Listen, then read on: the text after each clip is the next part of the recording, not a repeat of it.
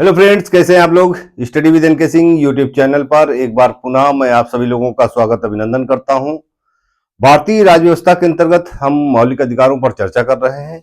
इसके पूर्व के लेक्चर में हमने देखा था कि मौलिक अधिकार क्या हैं, उनकी अवधारणा कहाँ से ली गई, उनकी प्रकृति कैसी है और कितने प्रकार के मौलिक अधिकार हमें प्राप्त हैं। तो इन तमाम बिंदुओं पर हमने चर्चा की थी। आज इसी श्रृंखला को आगे बढ़ा रहे हैं, तो चलिए शुरू करते हैं। मौलिक अधिकार।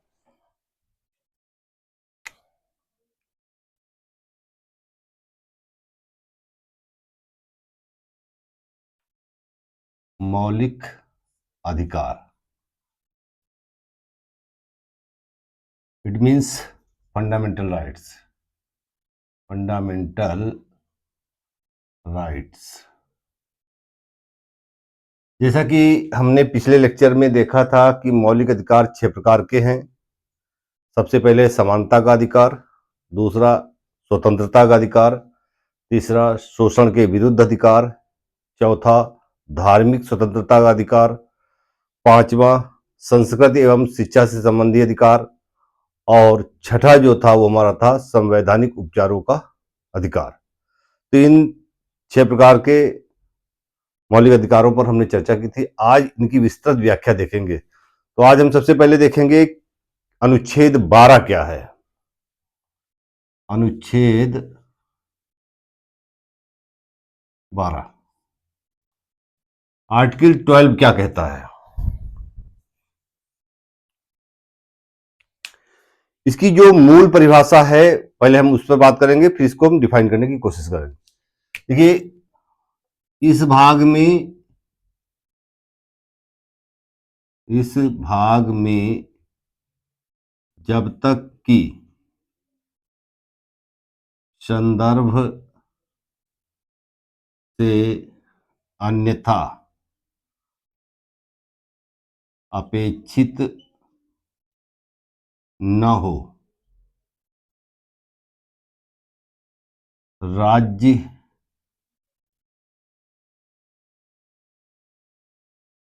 के अंतर्गत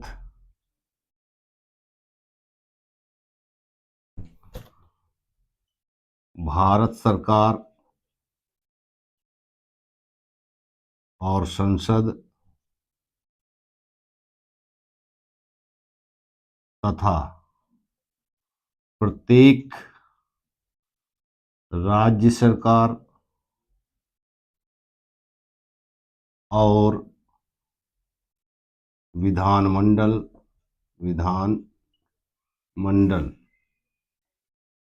तथा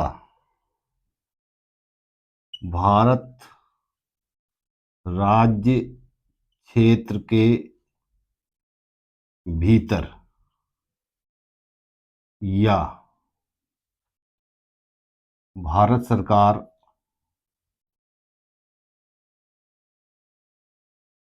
के नियंत्रण के अधीन सभी स्थानीय या अन्य प्राधिकारी शामिल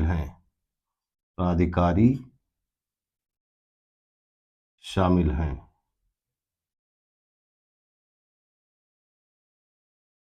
तो फ्रेंड्स, ये है अनुच्छेद 12 की मूल परिभाषा। इसको डिफाइन करने का प्रयास करते हैं। तो हम देखेंगे अनुच्छेद 12 के अंतर्गत कौन कौन आता है।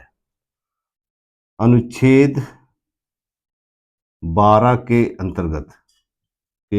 अंतर्गत कौन कौन है, देखते हैं जरा।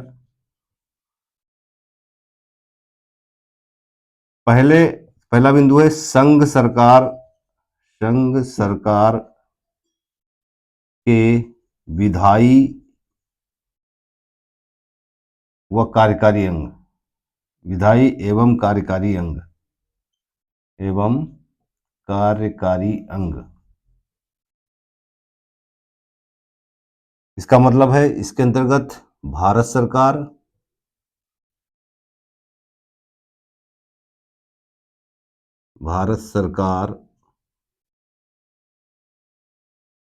और संसद के अंतर्गत लोकसभा और राज्यसभा। हमारा दूसरा बिंदु है राज्य सरकार के विधायी एवं कार्यकारी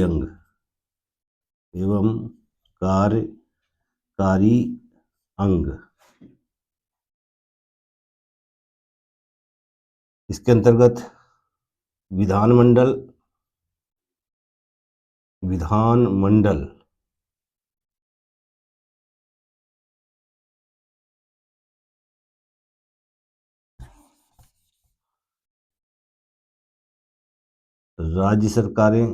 राज्य सरकारें और विधानमंडल। इस विधानमंडल के अंतर्गत 2 विधानसभा और विधान परिषद।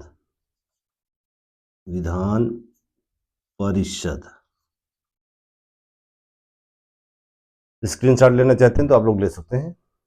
थोड़ी जगह खाली करते हैं।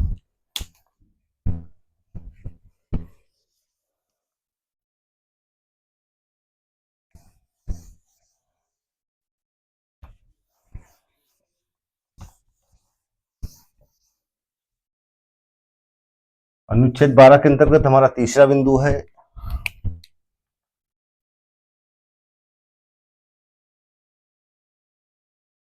सभी स्थानीय प्राधिकारी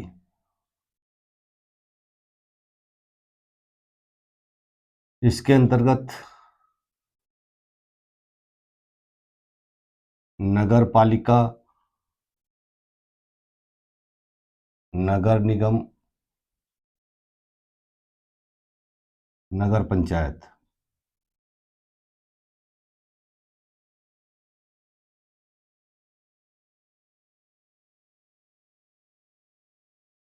ग्राम पंचायत,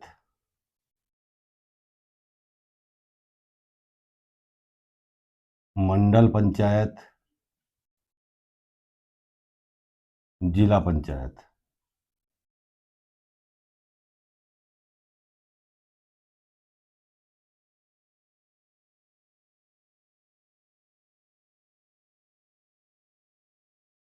इसके अलावा सुधार ट्रस्ट। ये सभी आ जाएंगे सभी स्थानीय प्राधिकारियों के अंतर्गत। इसके अलावा हमारा चौथा बिंदु हो वैधानिक एवं गैर वैधानिक संस्थाएं। वैधानिक संस्थाएं इसके अंतर्गत राष्ट्रीय मानवाधिकार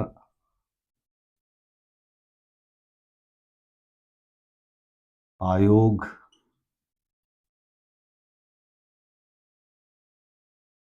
राष्ट्रीय महिला आयोग,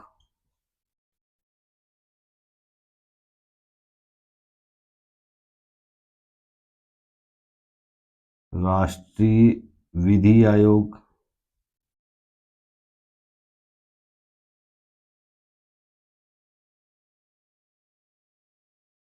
राष्ट्रीय हरित अधिकरण,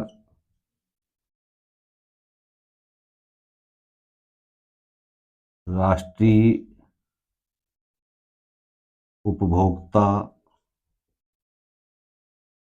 विवाद निवारण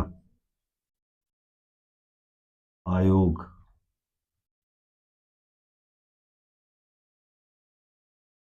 इसके अलावा सशस्त्र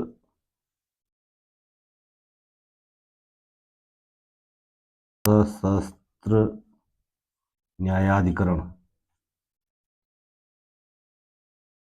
ये वैधानिक हैं और गैर वैधानिक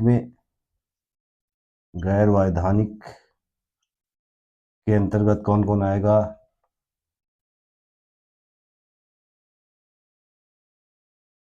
राष्ट्रीय सतर्कता आयोग,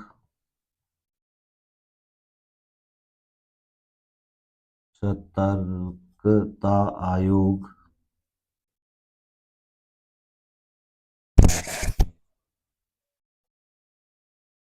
राष्ट्रीय इंटेलिजेंस ब्यूरो, राष्ट्रीय जांच आयोग, जांच आयोग।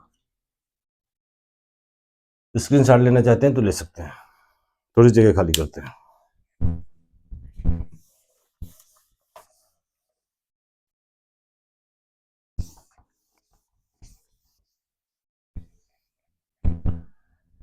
इसके अलावा अगला बिंदु है हमारा लोकपाल एवं लोकायुक्त।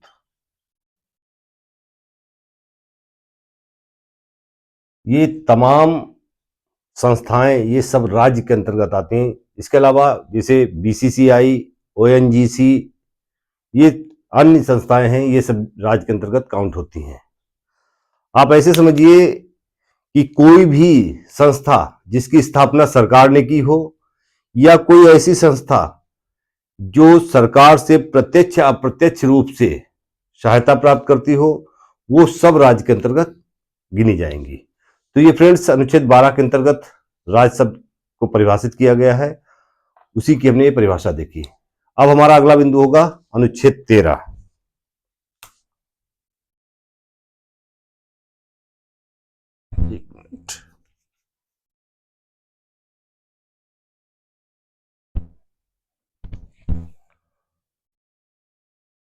अनुच्छेद 13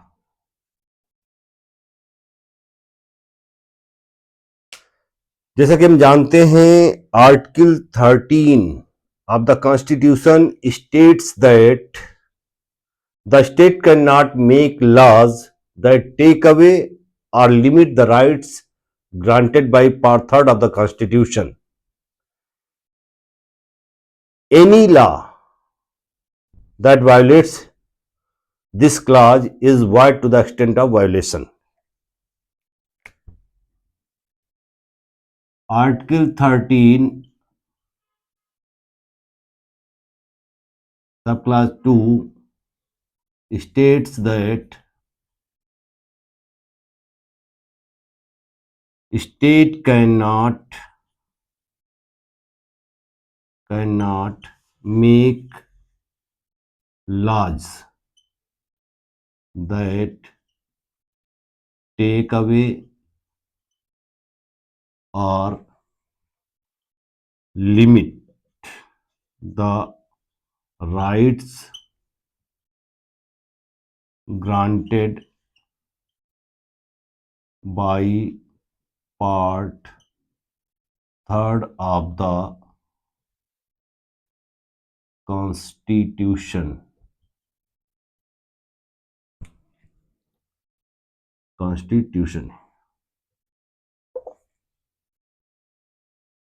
Any law that violates this clause is void to the extent of violation.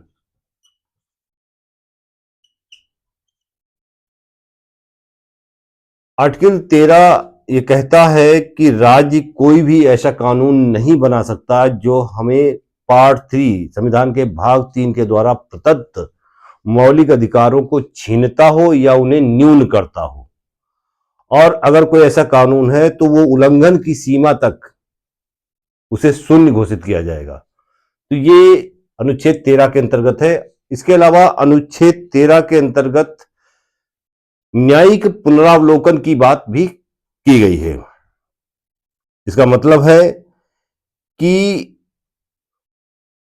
स्वतंत्रता से पूर्व या स्वतंत्रता के बाद कोई भी ऐसा क्लाज, कोई भी ऐसा कानून जो हमारे मूल अधिकारों का हनन करता हो या हमारे मूल अधिकारों को न्यून करता हो, तो उन्हें उल्लंघन की सीमा तक शून्य माना जाएगा। और न्यायपालिका को यह पावर दिया गया है, न्यायपालिका को यह अधिकार दिया गया है कि वो उसका पुनरावलोकन कर सकता है। तो हम ये कह सकते हैं कि अनुच्छेद 13 जो है वो जुडिशियल रिव्यू भी करता है। अनुच्छेद 13 के अंतर्गत क्या है, तो जुडिशियल रिव्यू भी है, जुडिशियल रिव्यू। कोई भी कानून जो हमारे मौलिक अधिकारों को न्यून करता हो या मौलिक अधिकारों को छीनता हो, उसको न्यायपालिका को ये पावर है, न्यायपालिका को ये अधिकार दिया गया है कि वो उस कानून का पुनरावलोकन कर सकता है और उसे उल्लंघन की सीमा तक शून्य घोषित कर सकता है। तो ये बात थी अनुच्छेद 13 के अंतर्गत। स्क्रीनशॉट लेना चाहते हैं तो ले सकते हैं।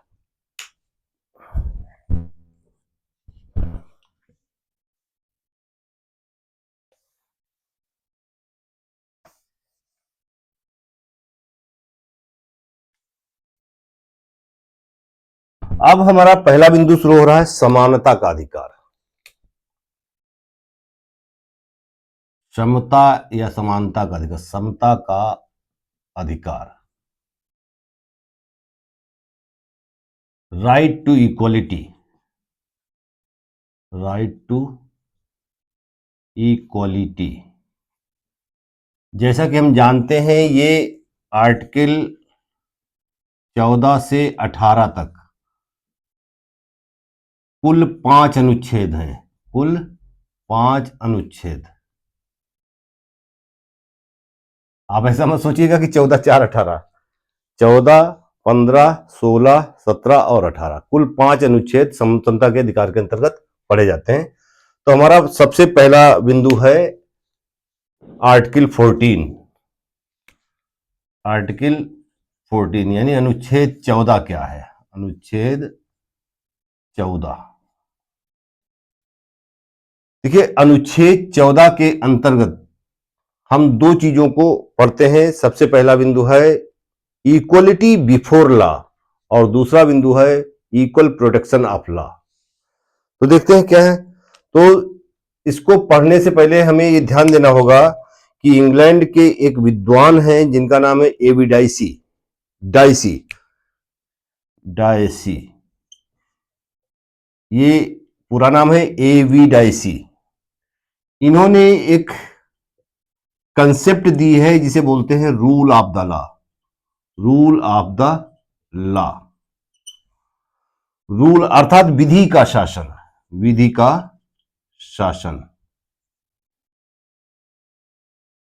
Rule of the law, AV Dicey की जो थ्योरी है रूल ऑफ द लॉ, उसमें यह कहा गया कि लॉ ही सुप्रीम है, यानी no one is above the law, कोई भी व्यक्ति कानून से ऊपर नहीं है, विधि से ऊपर नहीं है। ऐसा डाइसी की ये कंसेप्ट है जिसको हम बोलते हैं रूल ऑफ द लॉ।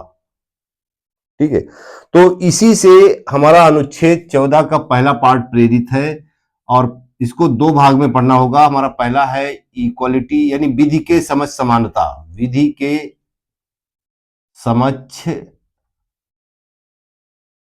समानता अर्थात equality before law, before law. विधि के समक्ष समानता का तात्पर्य यह है कि कानून किसी भी व्यक्ति के साथ किसी भी आधार पर कोई भेदभाव नहीं करेगा। यह कंसेप्ट हमने इंग्लैंड से लेकर रखी है। यह अवधारणा इंग्लैंड से ली है, इंग्लैंड से ली है। वास्तव में यह एक नकारात्मक अवधारणा है, वास्तव में यह एक नकारात्मक अवधारणा है,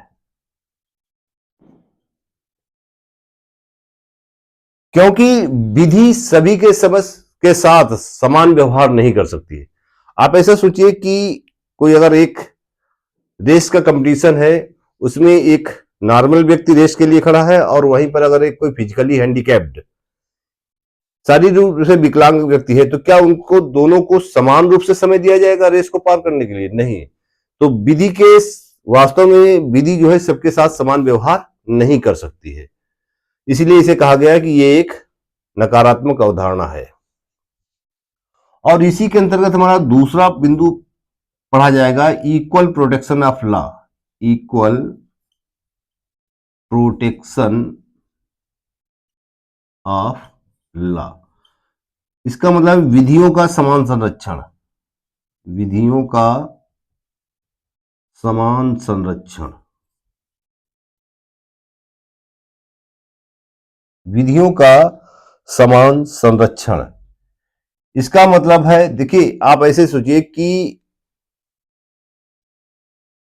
भारत में कई वर्ग हैं, जैसे एससी, एसटी, ओबीसी, और ये अलग अलग कैटेगरी के लोग हैं। इन सबके लिए अलग अलग कानून है, तो विधि सबके साथ समान व्यवहार नहीं कर सकती है। इक्वल प्रोटेक्शन ऑफ लॉ ये कहता है कि विधि चाहे तो वो सकारात्मक भेदभाव कर सकती है, अर्थात राज्य चाहे तो पॉजिटिव डिस्क्रिमिनेशन, या आप ऐसे कह सकते हो अफर्मेटिव एक्शन ले सकता है। तो वास्तव में इक्वल प्रोटेक्शन ऑफ लॉ ये कहता है कि राज्य सकारात्मक भेदभाव कर सकता है। तो ये दो बिंदु अनुच्छेद 14 के अंतर्गत पढ़े जाएंगे। Equality before law, rule of the law, जो इंग्लैंड के एक विद्वान हैं जिनका नाम है डाइसी, उनकी थ्योरी से ये लिया हुआ, उनकी कंसेप्ट से लिया हुआ शब्द है, विधि के समझ समानता। और डाइसी महोदय ने कहा है, इन्होंने अपनी थ्योरी में कहा है कि no one is above the law. Above the law, कोई भी व्यक्ति कानून से ऊपर नहीं हो सकता है। A V Dicey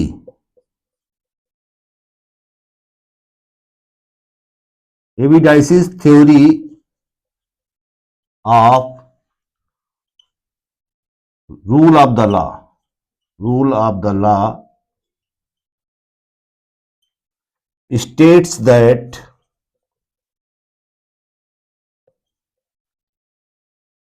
law is supreme, law is supreme, and that all people are subject to it, including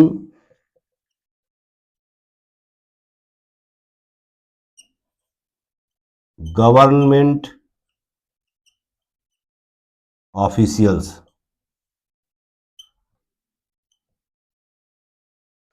dicey की rule of the law theory ये कहती है कि लॉ ही सुप्रीम है, विधि कानून ही सुप्रीम है, और सभी व्यक्ति इसके अधीन हैं, चाहे वो गवर्नमेंट ऑफिशियल ही क्यों ना हो। तो फ्रेंड्स, अगर स्क्रीनशॉट लेना चाहते हैं तो ले सकते हैं, थोड़ी सी जगह खाली करते हैं।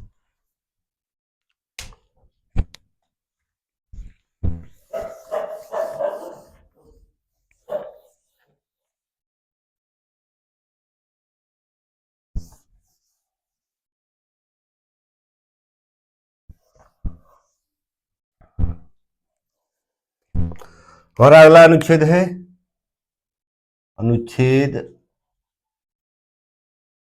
15। 15(1) क्या कहता है? अनुच्छेद 15 के अंतर्गत कई क्लास हैं, तो हम देखेंगे किस क्लास में क्या दिया हुआ है। अनुच्छेद 15(1) ये कहता है कि राज्य किसी भी व्यक्ति के साथ, राज्य किसी भी व्यक्ति के साथ, व्यक्ति के साथ जाति के आधार पर,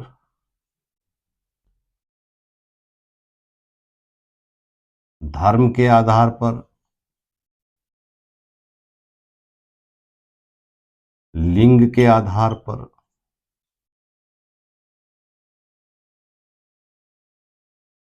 मूल वंश के आधार पर,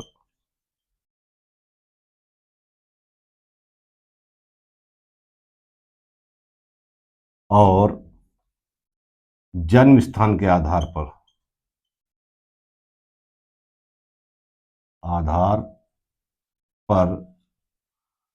ये 5 आधार दिए हैं।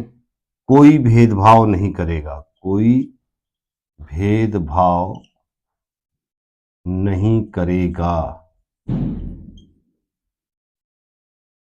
राज किसी भी व्यक्ति के साथ जाति के आधार पे, धर्म के आधार पे, लिंग के आधार पे, मूल वंश के आधार पे, जन्म स्थान के आधार पे कोई भेदभाव नहीं करेगा। और अगला बिंदु है 15.2।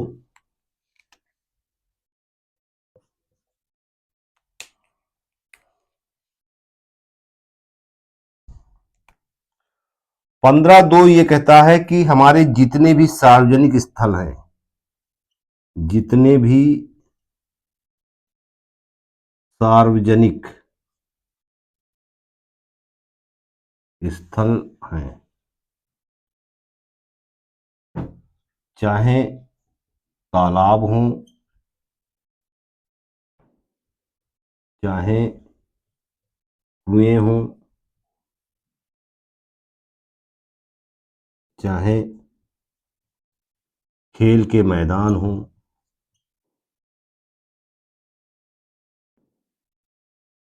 सभी वर्गों के लिए खुले रहेंगे, सभी वर्गों के लिए खुले रहेंगे।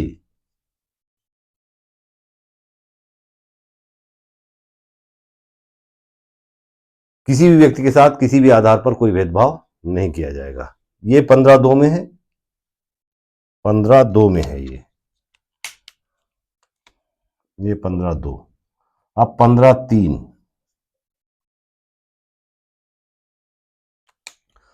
15.3 ये कहता है कि बात जब महिलाओं की होगी, बात जब बच्चों की होगी, तो राज्य चाहे तो उनके लिए विशेष प्रावधान कर सकता है। बात जब महिलाओं की होगी,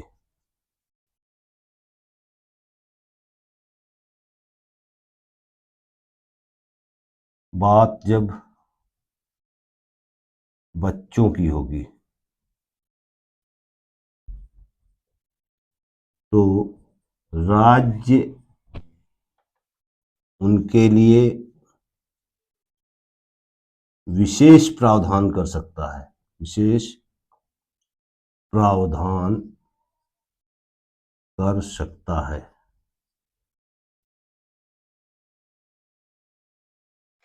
स्क्रीनशॉट लेना चाहते हैं तो ले सकते हैं, थोड़ी जगह खाली करते हैं।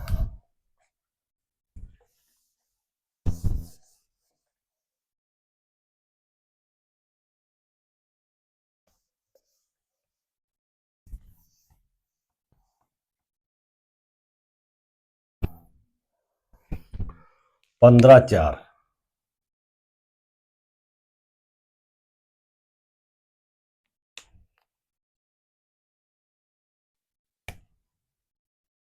15.4 में ये कहा गया है कि समाज के जो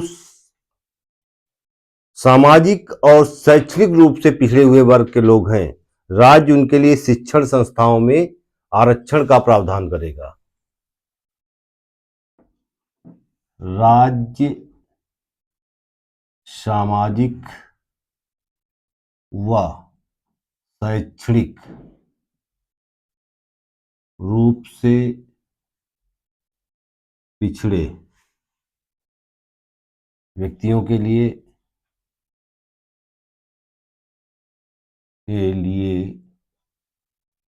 शिक्षण संस्थाओं में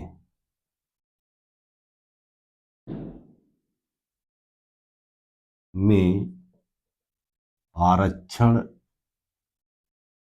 का प्रावधान करेगा,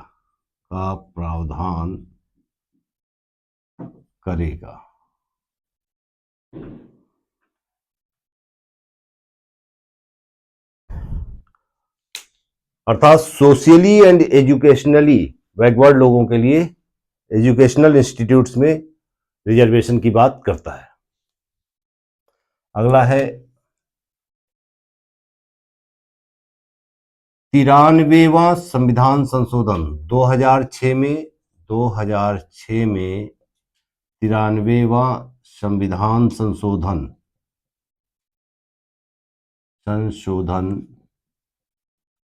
करके अनुच्छेद 15 में एक नई धारा 15(5) जोड़ी गई और उच्च शिक्षण संस्थानों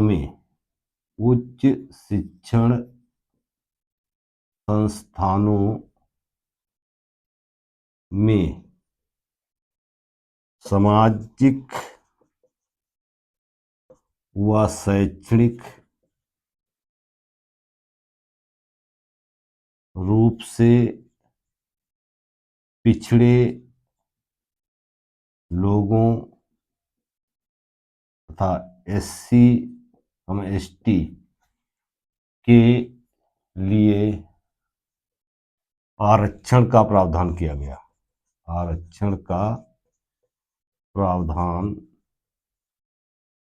गया।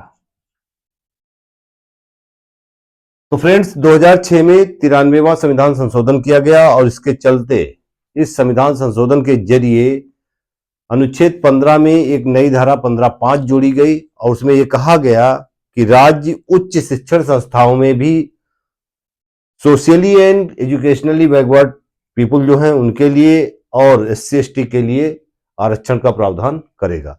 15(4) और 15(5) में अंतर सिर्फ इतना है कि 15(4) सामान्य शिक्षण संस्थाओं में रिजर्वेशन की बात करता है, जबकि 15(5) उच्च शिक्षण संस्थाओं में रिजर्वेशन की बात करता है।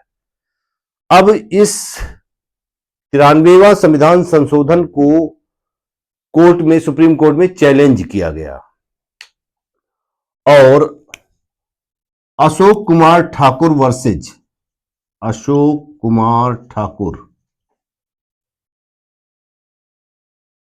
वर्सेज यूनियन ऑफ इंडिया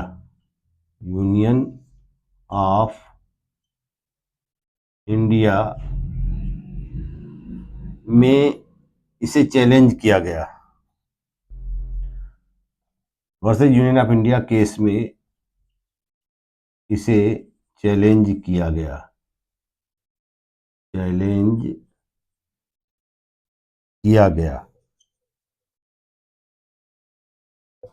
और 2008 में सुप्रीम कोर्ट ने कहा कि 93वां संविधान संशोधन एकदम सही है और ये संविधान के मूल ढांचे का उल्लंघन नहीं करती है। तो फ्रेंड्स, आज हमने राज्य शब्द को परिभाषित करने का प्रयास किया। राज्य शब्द की परिभाषा क्या है वो हमने देखा अनुच्छेद 12 के अंतर्गत। अनुच्छेद 13 के अंतर्गत हमने ये देखा कि न्यायपालिका को जुडिशियल पावर है, वो किसी भी ऐसी विधि को जो संविधान से संगत नहीं है, जो मौलिक अधिकारों से संगत नहीं है, उसे वो शून्य घोषित कर सकती है। ये अनुच्छेद 13 के अंतर्गत देखा और अनुच्छेद 14 के अंतर्गत हमने देखा समता का अधिकार और उसमें इक्वालिटी बिफोर लॉ अर्थात विधि के समक्ष समानता। जो इंग्लैंड के एक विद्वान हैं मिस्टर डायसी, A.B. डायसी, उनकी एक कंसेप्ट थी रूल ऑफ द लॉ, विधि का शासन। और इस विधि के शासन में डायसी ने कहा था कि no one is above the law, कोई भी व्यक्ति कानून से ऊपर नहीं हो सकता है।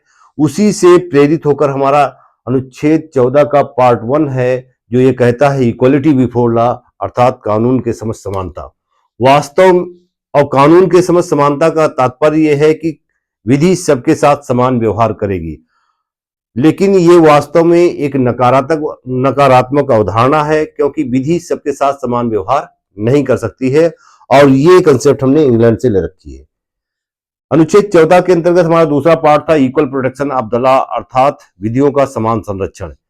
इस equal protection of the law के द्वारा ये बताया गया कि राज्य चाहे तो सकारात्मक भेदभाव कर सकता है। और इसके बाद हमने 15(1), 15(2), 15(3), 15(4), 15(5) और 93वां संविधान संशोधन देखा। वीडियो अत्यधिक लंबा ना हो जाए इसलिए मैं अपनी वाणी को यहीं पर विराम दे रहा हूं। मिलेंगे अगले भाग में। अगर वीडियो अच्छा लगा हो तो इसे लाइक, शेयर और सब्सक्राइब करें। तब तक के लिए जय हिंद।